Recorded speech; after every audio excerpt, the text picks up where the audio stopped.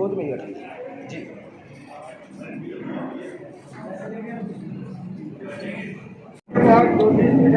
जगतगुरु शंकराचार्य भगवान के चरणों में अर्घ्य अर्पित करते हुए आप सभी राजनांदगांव के पत्रकारों का हार्दिक अभिनंदन है, स्वागत है। आप सभी पत्रकार बंधुओं की निवेदन है, एक एक करके जो भी जिज्ञासा प्रश्न है आप पूछ सकते हैं। यही ये कहा है, आप लोगों ने इसको कवर भी किया है कि वैसे तो ये सृष्टि ही चमत्कार है। पृथ्वी का अपनी दूरी पर स्थिर रहना, एक बिंदु से इतना बड़ा मनुष्य तैयार हो जाना, इस तरह की जो चीज़ें हैं ये सब चमत्कार ही तो हैं।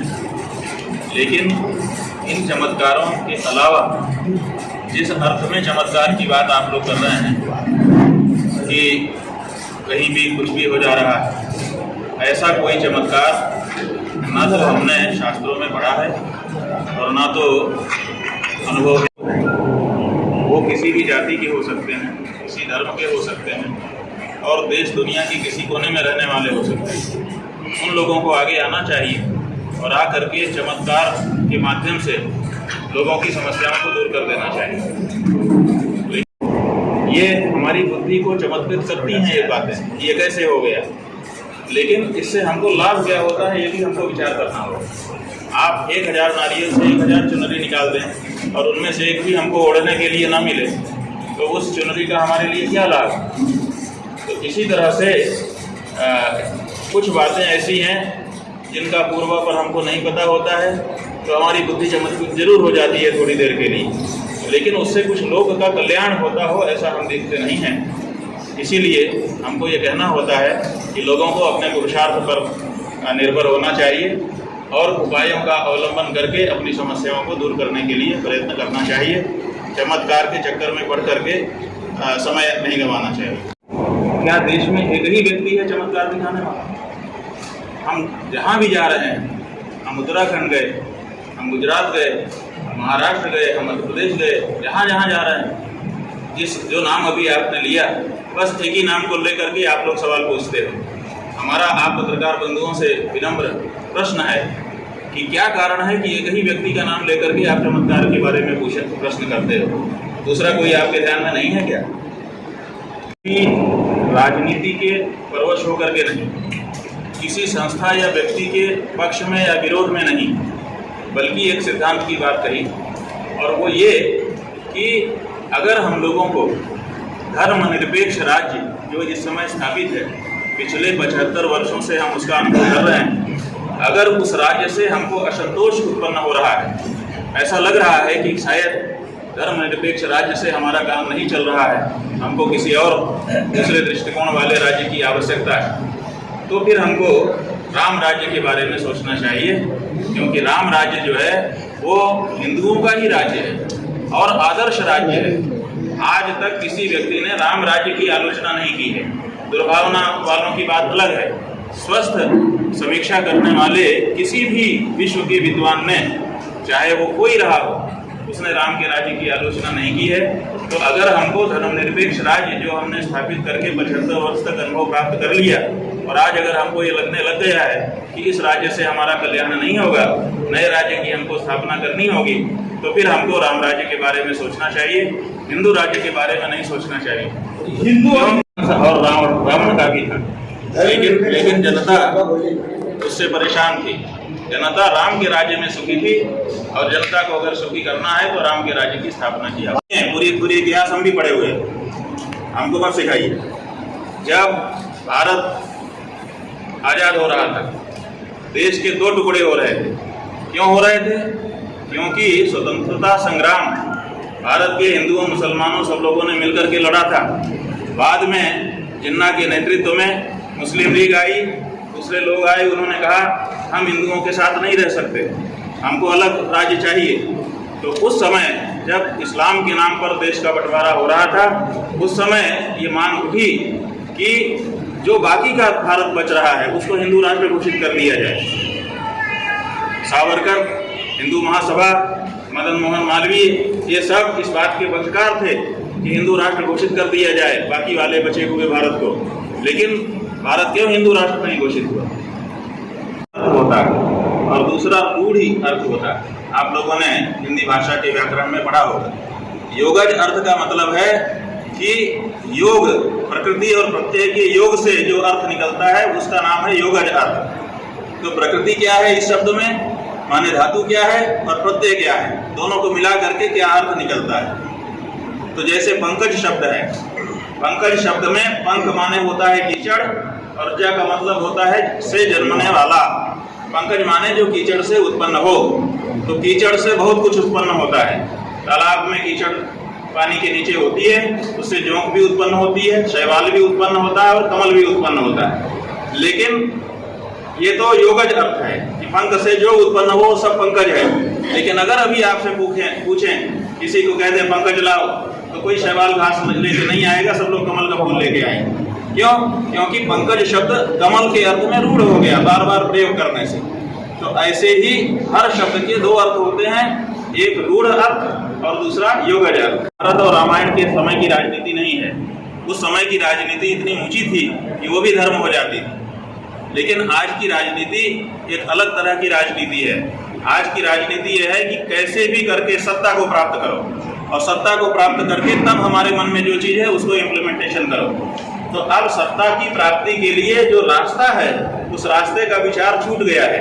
पहले की राजनीति में सत्ता की प्राप्ति के लिए जो रास्ता हम अपनाते थे उसका भी विचार होता था। तो आज की राजनीति अलग तरह की राजनीति है। ये गोलबंदी की राजनीति है। हमारी गोल में अगर आप आ जाओगे तो आप कैसे भी हो हम अच्छा आपको कहेंगे। हमारे गोल से अगर दूसरी गोल में हो, और आज की राजनीति ऐसी नहीं है कि जहाँ कुछ अच्छा है उसको अच्छा कहे। बीच में एक लाइन खींच दी जाती है, या तो इधर रहो या तो उधर रहो, अगर हमारे साथ नहीं हो तो हमारे विरोधी हो, ऐसा मान करके गोलबंदी होती है। हमारी गोल में आओ तो सब अच्छे और दूसरे गोल में हो तो कितने भी गुणी हो सब खराब। सही है कि इससे बहुत जल्दी बात फैल जाती। लेकिन इस तकनीक के बहुत बड़े भाग पर, बहुत बड़े प्रतिशत पर ऐसी शक्तियों का कब्जा है कि वो बहुत कुछ ऐसा दिखा रहे हैं जो हमारी बात को बहुत छोटा कर दे रहा है। ऐसा में बुद्ध हो गए। जैसे शंकराचार्य जी, जो शंकराचार्य हैं वो 2500 साल पहले हुए थे और अभी आप लोग शंकराचार्य जी की प्रेस कॉन्फ्रेंस ले रहे हैं। ये शंकराचार्य अलग है, इसीलिए अभी मुक्तेश्वरानंद भी साथ में जोड़ना पड़ रहा है। ऐसे ही बुद्ध जो है वो अलग हैं और गौतम बुद्ध उनसे अलग है। चंद्रमौलेश्वर की बाल लीलाएं कब हुई कुछ पता है? नहीं। क्यों? क्योंकि खंबे से निकले, हिरण्याकशिपु का अंत किया, प्रहलाद को प्यार किया और अंतर्धान हुए। जैसे वो थोड़ी देर का अवतार था, उसी तरह से बुद्ध अवतार भी थोड़ी देर का था। केवल जहाँ पर असुर लोग यज्ञ करके शक्तिवान तो हो रहे थे लेकिन शक्ति का दुरुपयोग कर रहे थे, उसको रोकने के लिए भगवान ने बुद्ध अवतार धारण किया, बड़ा ज्ञानी का स्वरूप बनाया और जा करके सब लोगों को वेद उस मार्ग से पहले धराधाम पर आविर्भूत हुए। अष्टवर्षे चतुर्वेदी, द्वादशे सर्वशास्त्रविद, षोडशे कृतवान भाष्यम, द्वात्रिंशे मुनिरभ्यगात। 32 वर्ष की अवस्था तक ही वो धराधाम पर रहे, लेकिन इसी में उन्होंने बड़े बड़े कार्य किए। उन्हीं में से एक कार्य है कैलाश मानसरोवर की यात्रा उन्होंने की और उस यात्रा में भगवान शिव ने स्वयं प्रकट होकर के उनको 4 शिवलिंग प्रदान किए और कहा कि ये चंद्रमौली हैं, ये इनको स्वीकार करो। तो वो उन्होंने आकर के अपने 4 शिष्यों को दिए, जो प्रमुख 4 शिष्य थे, जिनको उन्होंने 4 पीठों पर अभिषिक्त किया। और उन्हीं के बाद वो चंद्रमौलीश्वर आज भी उन पीठों में पूजित हैं और परंपरा से लोगों को आशीर्वाद प्रदान करते हैं। अगर हम उसका पालन करेंगे तो वो कभी संकट में नहीं रहेगा। हाँ, हम ही धर्म का पालन करना छोड़ दें तो संकट में जरूर आ जाएगा। धर्म परिवर्तन हमने बार बार कहा है कि धार्मिक कारणों से नहीं हो रहा है, धर्म परिवर्तन राजनीतिक कारण से हो रहा है। क्योंकि जो ईसाई हैं, जो मुसलमान हैं, उन्होंने ये नीति बना रखी है कि पूरे विश्व में हम अपना राज्य स्थापित करेंगे। मुसलमान कहता है पूरे विश्व में चाहे जो करना पड़े, मारना पड़े, काटना पड़े, कुछ भी करना पड़े, हम पूरे विश्व में इस्लाम को स्थापित कर देंगे। ईसाई कहता है हम पूरे विश्व में अपना राज्य स्थापित कर देंगे। तो ऐसी स्थिति में पूरे विश्व में राज्य स्थापित करने के लिए जरूरी है कि पूरे विश्व के लोग उनको मानने वाले हो जाएं, इसलिए उनको धर्मांतरण करना पड़ रहा है। हम हिंदू ये नहीं मानते, हम चाहते हैं कि लोगों का जीवन ऊंचा उठे, वो चरित्रवान बने, स्वस्थ रहें, तन से और मन से भी, वो कहीं भी रहें, किसी भी राजनीतिक धारणा को वो बिलोंग करते हों। तो ऐसी स्थिति में हम लोग धर्मांतरण कर नहीं रहे हैं और वो लोग कर रहे हैं। तो ये तो धर्मांतरण करने का राजनीतिक कारण है। रामचरितमानस जिसने भी पढ़ा है वो जानता है कि रामचरितमानस में ही एक उत्तरकांड है। उसी उत्तरकांड में एक कथानक तुलसीदास जी ने लिखा है और उस कथानक में क्या लिखा गया है कि एक शूद्र था जो एक ब्राह्मण गुरु के पास पढ़ने के लिए गया। ब्राह्मण गुरु शिव के मंदिर में पूजा करते थे। ब्राह्मण गुरु ने उसको अपने पास रख लिया। वो शूद्र ही बता रहा है कि गुरु जी ने हमको अपने पास रख लिया, बड़ा प्यार किया, बड़ी मोहब्बत की और हमको दीक्षा भी दे दी। हम शिव जी के मंदिर में बैठ करके मंत्र का जप कर रहे थे। उसी समय गुरु जी आए और मैं जब कर रहा था थोड़ा मेरे मन में अभिमान भी आ गया था, मैं खड़ा नहीं हुआ गुरु जी के सम्मान में। तो गुरु जी ने तो कुछ इसका ध्यान नहीं किया, लेकिन शंकर जी कुपित हो गए और शंकर जी कुपित होकर के हमारे ऊपर प्रहार करने के लिए प्रकट हो गए, प्रहार करने लगे।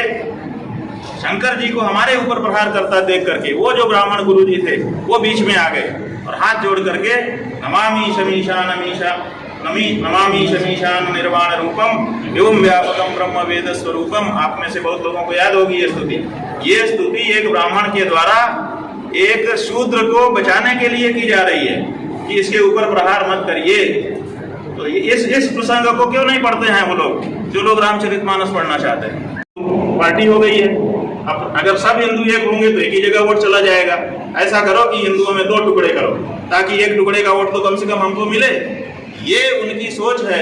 जो लोग इस तरह का वक्तव्य दे रहे हैं वो हिंदुओं में फूट डालने का काम कर रहे हैं। बहुत ही निंदनीय आचरण है और इसीलिए आप सबके माध्यम से हमने पहले भी मांग की है कि भारत के चुनाव आयोग को ऐसी पार्टी और ऐसे नेता को सदा सदा के लिए चुनाव लड़ने के लिए रोक देना चाहिए जो भारत के समाज में फूट डालने का काम कर रहे हैं, भारत के लोगों के खिलाफ खड़ा करने का काम कर रहे हैं। ये ठीक नहीं।